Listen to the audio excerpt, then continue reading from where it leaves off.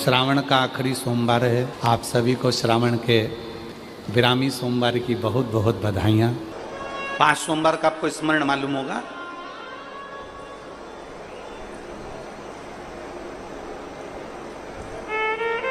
सावन के कई बार 4 सोमवार पड़ जाते हैं, कई बार 5 सोमवार पड़ जाते हैं। 5 सोमवार का आप लोगों ने तो सुन रखा होगा ना, 5 सोमवार की महिमा क्या है। सावन के महीने के 5 सोमवार की महिमा क्या होती है, तो कहा अगर 5 सोमवार सावन के महीने में पड़ जाते हैं तो शिव पंचायत का पूरा पुण्य एक शंकर पर जल चढ़ाने से पूरा फल प्राप्त हो जाता है। शिव पंचायत श्रावण का पहला सोमवार होता है शिव तत्व का। श्रावण का दूसरा सोमवार होता है देवी तत्व का, माँ दुर्गा, माँ भवानी।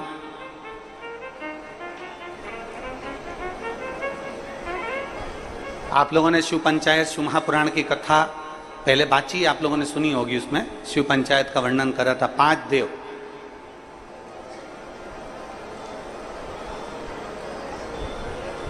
शंकर भगवान, स्वयं पंचदेव में प्रथमता प्राप्त कर बैठते। माँ दुर्गा, भगवान नारायण शिव पंचायत में, भगवान भास्कर देव और स्वयं भगवान शिव के सुंदर आनंद धारण करने वाले श्री गणेश पंच।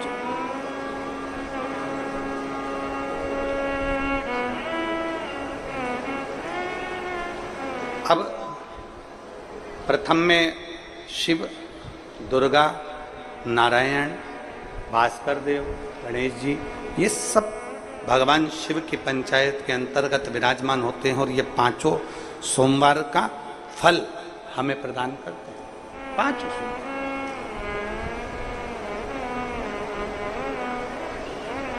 एक सोमवार की महत्वता है, एक सोमवार का क्रम है। कई माताएं उस क्रम को धारण भी करती हैं, ऐसा नहीं कि कई माताएं नहीं करती हैं, सबका अपना अपना नियम होता है।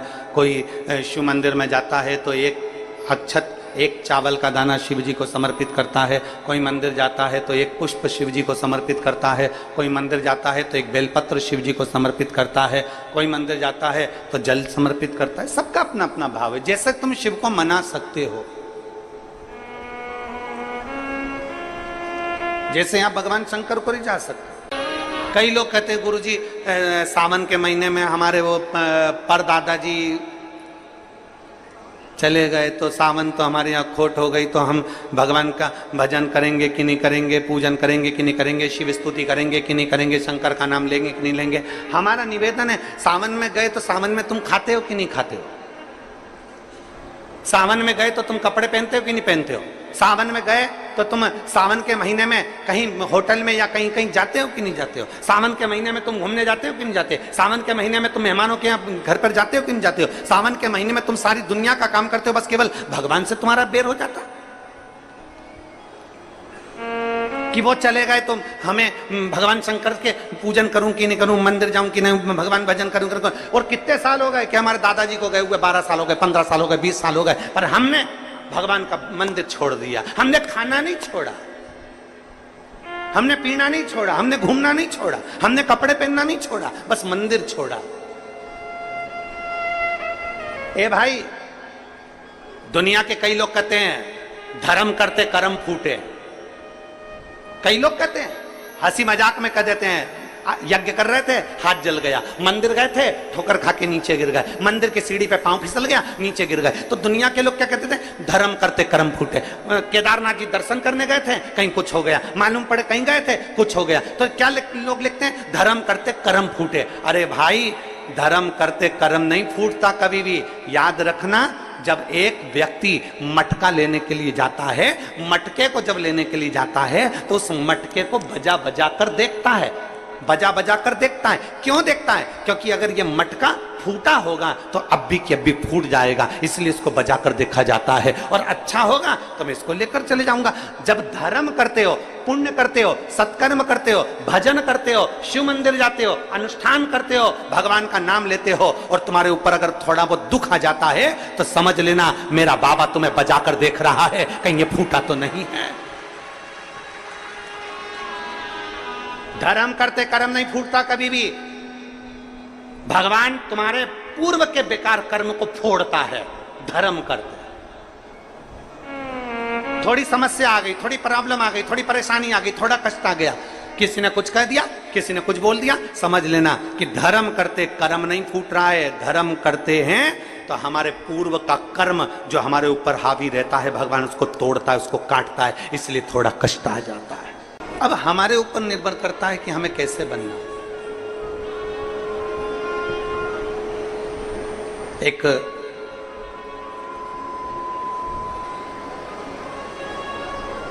पृथ्वी के वीर योद्धाओं में श्रेष्ठ राजाओं में एक राजा हुए उत्तर भारत के, हर्षवर्धन।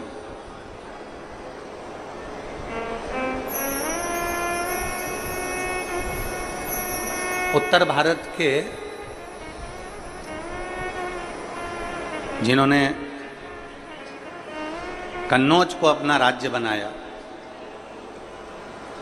और उत्तर भारत और पूरे भारत में उनका साम्राज्य रहा, हर्षवर्धन। बड़े वीर राजा थे, बड़े श्रेष्ठ।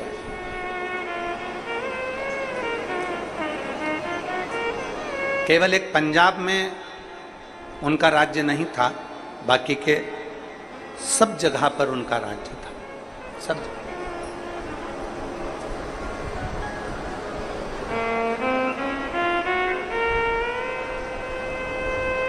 एक बार हर्षवर्धन राजा जी से पूछा गया कि आपने प्रत्येक भारत के एक एक राज्य को अपना बना लिया, पंजाब को आपने अपना नहीं बनाया, उसका कारण क्या था? हर्षवर्धन राजा ने जो कहा वो बड़ा श्रेष्ठ कर कहा। हर्षवर्धन राजा ने कहा कि पंजाब की धरा पर गुरु नानक देव जी प्रगटे और गुरु नानक देव जी ने अपनी वाणी में, अपने लेख में, अपनी गुरुवाणी में एक एक बंदे को, बंदा मतलब एक एक व्यक्ति, ईश्वर से जोड़ने का प्रयास किया। और जब वो ईश्वर से जुड़ चुके हैं तो फिर मुझे अपने राज्य का फैलाना करने की जरूरत नहीं है।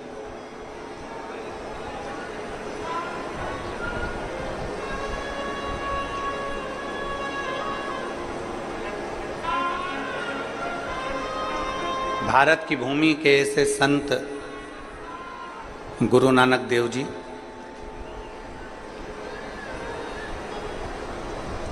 जो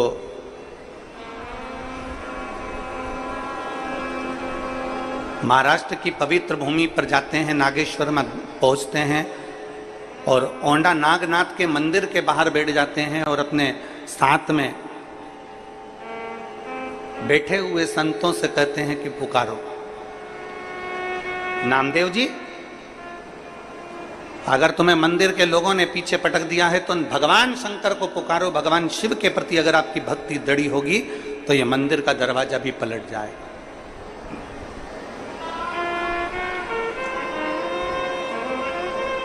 गुरु नानक देव जी के कहने पर संत नामदेव जी ने भगवान को पुकारा और भगवान देवादिदेव महादेव ने ऐसी कृपा कर दी थी कि वो नागेश्वर का मंदिर पलट दिया था।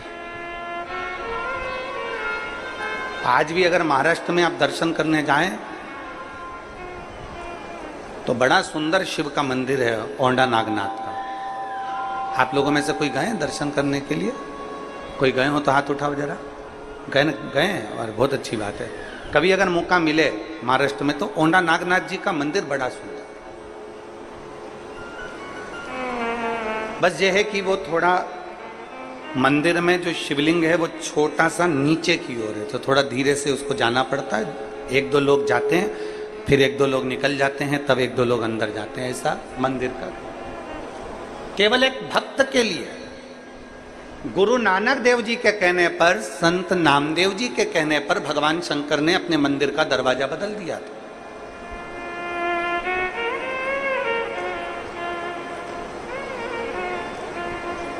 मंदिर का द्वार चेंज कर दिया। तो राजा हर्षवर्धन जी से कहा गया कि आप राज्य करते हो, आप निवास करते हो। राजा हर्षवर्धन केवल अगर भजता था तो शिव को भजता था, उसके सिवा भजता ही नहीं। उसकी चित्तवृत्ति में शंकर के सिवा कोई आता ही नहीं। वो कहते हैं ना, तेरे सिवा कोई और मुझे भाता नहीं है। शिव के सिवा उसको कोई भाता ही नहीं है। राजा हर्षवर्धन शंकर की भक्ति में ऐसे रम गए, ऐसे रम गए, ऐसे रम गए, ऐसे रम गए कि सुबह से शाम तक अपना राज्य संभालना और शंकर की भक्ति धारण करना। ओम नमः शिवाय, नमः शिवाय, श्री शिवाय नमस्तुभ्यम स्मरण करते रहना।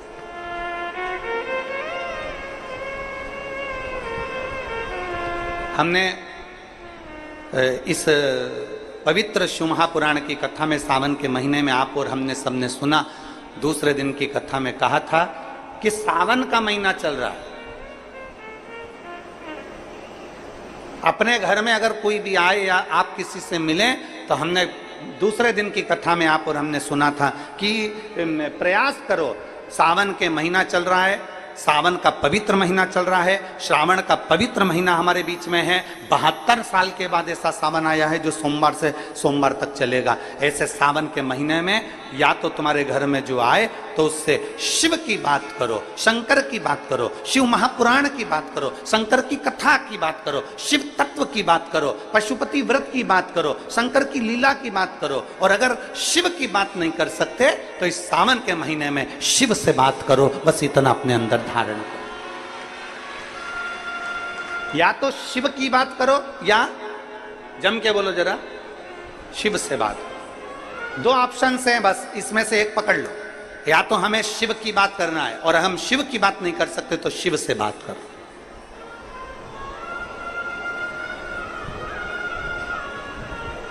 हम लौकिक बात क्यों करें? हम सांसारिक बात क्यों करें? कई लोग ऐसे होते हैं जो दिन भर कथा में बैठे बैठे इसकी निंदा कर दो, उसकी निंदा कर दो। मालूम पड़े शिव पुराण तो कम सुना पाए, भागवत तो कम सुना पाए, रामायण तो कम सुना पाए, गीता ज्ञान तो कम दे पाए। मालूम पड़ा निंदा निंदा निंदा निंदा में पूरा समय निकल गया। ना, हमें किसी की निंदा ना करते हुए हमें तो केवल भगवान की, या तो शिव की बात करो या शिव से बात करो। सावन में बस इतना ही करो। हर्षवर्धन भगवान शिव की भक्ति में रमा रहता था। शंकर के सिवा कोई भाता ही नहीं था उसको। शिव शिव है।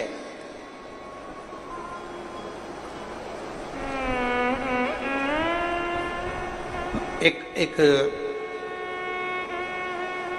मां अहिल्याबाई होलकर और दूसरे हर्षवर्धन, तीसरे वीर शिवाजी, छत्रपति शिवाजी। छत्रपति शिवाजी ऐसे भारत के कई राजा, भारत की कई रानी, भारत की भूमि के कई महाराजा जिन्होंने इस पृथ्वी पर अपना अखंड राज्य करा और संसार को दिया है, वो शंकर को अपना लक्ष्य बनाकर चलते थे। जैसे मां अहिल्याबाई होलकर, मां अहिल्याबाई होलकर जब भी अपना पत्र लिखती थी, उस पत्र में कभी नहीं लिखती थी कि अहिल्याबाई का आदेश। कभी नहीं लिखा कि मां अहिल्या का या राजमाता अहिल्या का आदेश। जब भी पत्र मां अहिल्याबाई लिखती थी तो उसमें लिखती थी शिव का आदेश, महादेव का आदेश। अपने पत्र में कभी नहीं लिखा उसने, माता कभी नहीं लिखा उन्होंने कि मेरा आदेश। उन्होंने कभी नहीं लिखा मां अहिल्याबाई ने कि मेरा आदेश है। उन्होंने तो लिखा महादेव का आदेश है। उन्होंने लिखा कि शिव का आदेश है। उन्होंने लिखा शंकर का आदेश है। मेरा आदेश नहीं, ये मेरा आदेश नहीं है, ये शिव का आदेश है। और मतलब शिव का आदेश है तो पूरा कौन करेगा? शिव ही करेगा। आप लोग इतने सारी मात्रा में कथा सुनने आए हो, लाखों की संख्या में आए हो, जहाँ तहाँ जगह मिली होगी नहीं मिली होगी, गीले में सूखे में कहीं कहीं बैठे हो, अपना व्यवस्था खुद कर कर कथा सुनने के लिए आप लोग आए हो, तो तुम ये ना सोचिएगा कि आपको कथा सुनने के लिए किसी ने बुलाया है, आपके घर में कोई पीला चावल देने गया, आपके घर कोई निमंत्रण देने गया, आपके घर में कोई अनाउंसमेंट करने गया। आपने तो केवल टीवी के माध्यम से सुन लिया, आपने तो केवल विश्वास के माध्यम से किसी के माध्यम से सुन लिया, मोबाइल के माध्यम से सुन लिया कि कथा हो रही है, और आपके दिल में एक भरोसा जागृत हो गया, मतलब आपके हृदय में शंकर आकर बैठ गया। और कथा आप सुनने नहीं आए हो, कथा आपके अंदर बैठा हुआ शंकर कथा सुनने के लिए आएगा। ये आदेश उसका है, अपना नहीं।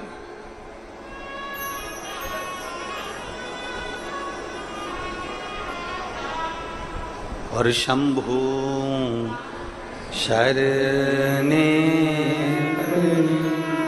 माधु घड़ी रे दुख काटो दया में दर्शन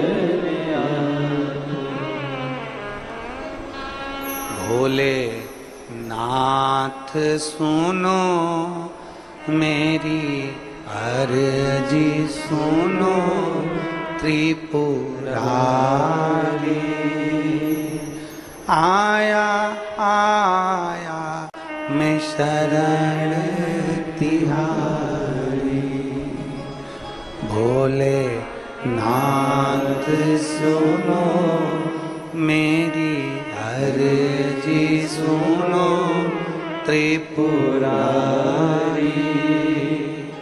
आया आया मैं शरण तिहारी, आया आया मैं शरण तिहारी।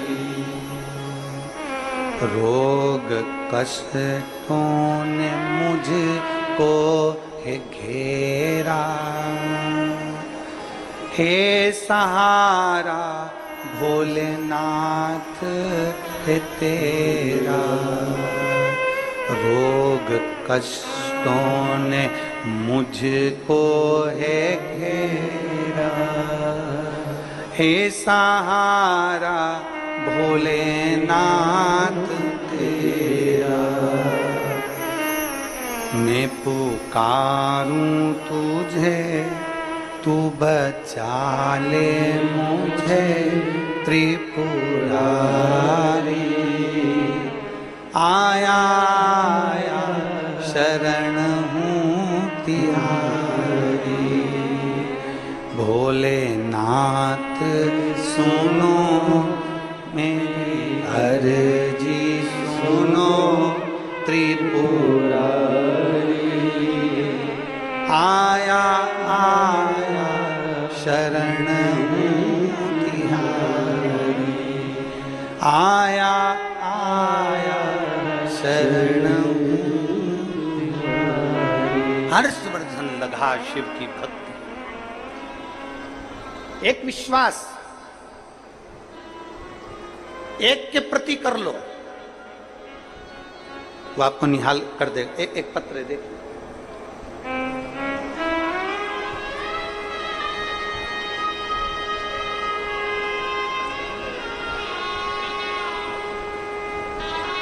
मैं नीलम सिंह पति पुष्पराज सिंह जाम्बुल जाम्बुल,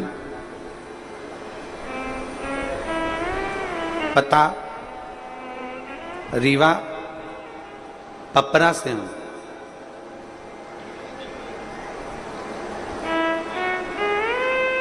कहीं बैठी हैं क्या आप? ही हैं? श्री शिवाय नमस्ते। आइए बेलपत्र ले जाओ।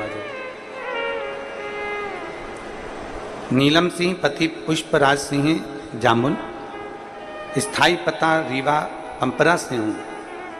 मेरे पुत्र अर्नव की तबीयत 19 दिसंबर 2022 को अचानक खराब हो गई। डॉक्टरों की जांच कराने पर पता पड़ा कि उसको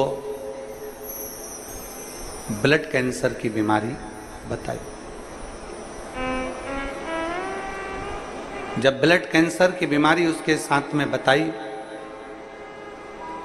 साथ में एक बीमारी और बता दी जिसका नाम था CSF, एक LL ब्लड कैंसर और दूसरा CSF। दूसरी बीमारी भी बता दी। एक तो बेटा 8 साल के बाद हुआ था गुरुजी,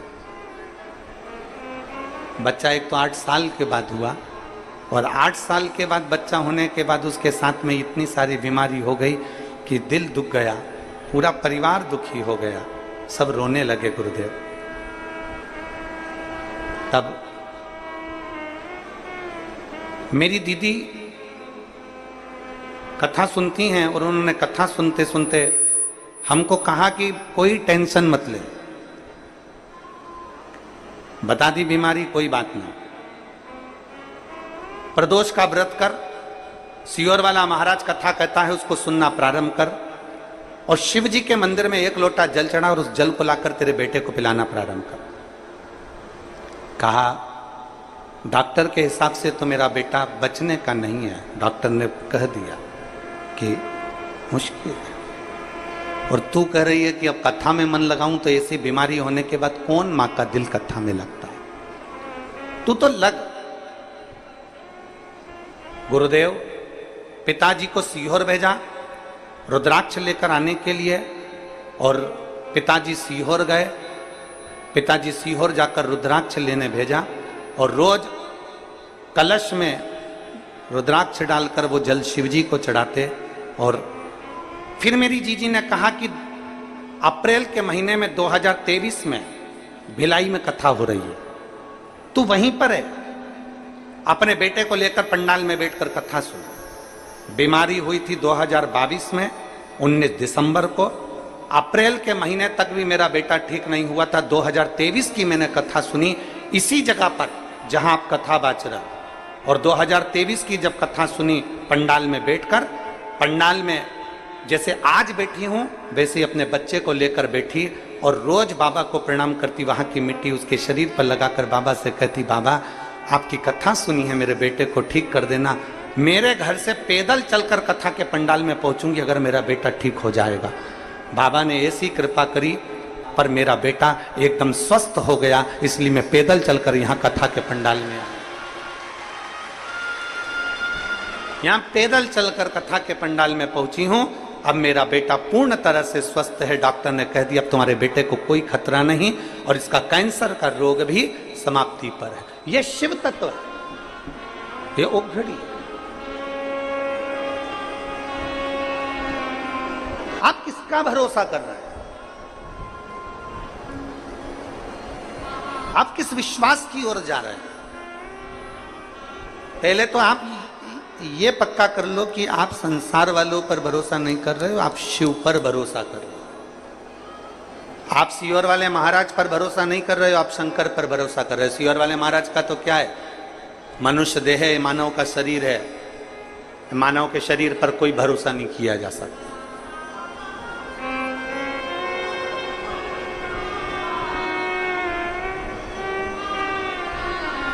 मानव शरीर पर क्या भरोसा करो,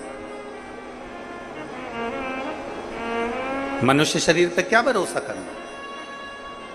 किसी इंसान पर भरोसा मत करो। फिर निवेदन है कि इंसान पर भरोसा करोगे तो टूट जाएगा, ईश्वर पर भरोसा करोगे तो कभी जिंदगी में नहीं टूटेगा। उस ईश्वर पर भरोसा, उस भगवान पर भरोसा करो। हम इंसान पर क्यों भरोसा करते हैं? क्यों, किस लिए?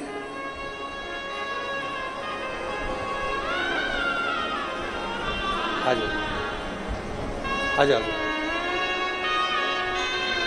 आप ईश्वर पर भरोसा करिए, इंसान पर भरोसा करने की जरूरत है।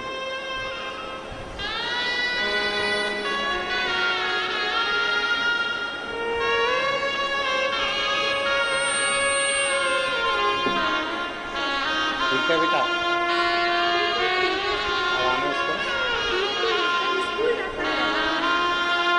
बोल रही हैं अब बिल्कुल ठीक हो गया, स्कूल जाने लगा। शिव की कृपा है इसीलिए।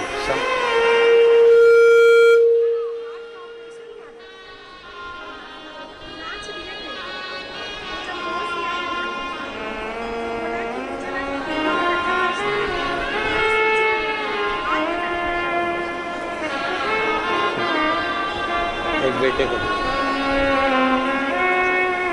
शिव तत्व है शंभु ओघड़ी, उसका भरोसा, उसकी दृढ़ता। इंसान पर करा गया विश्वास, इंसान पर करा गया भरोसा टूट गया, पर ईश्वर पर करा हुआ भरोसा कभी नहीं टूटता, कभी।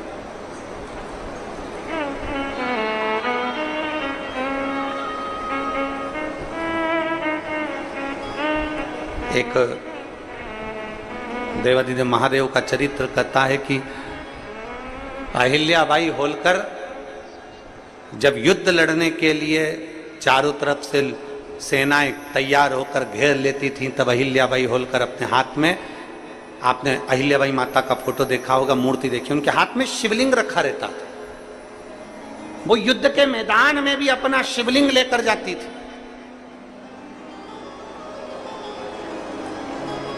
वो घर से निकलती तो अपने शंकर के शिवलिंग को साथ लेकर जाती थी। हम आपसे नहीं कहेंगे कि आप अपना शिवलिंग साथ लेकर जाओ, हम इतना जरूर कहेंगे कि आप शिवलिंग साथ लेकर मत जाओ, पर शंकर को जल चढ़ाकर वो जल जब पियोगे वो तुम्हारे पेट में 24 घंटा रहता है, वो तुम्हारे साथ शिव के रूप में जाए।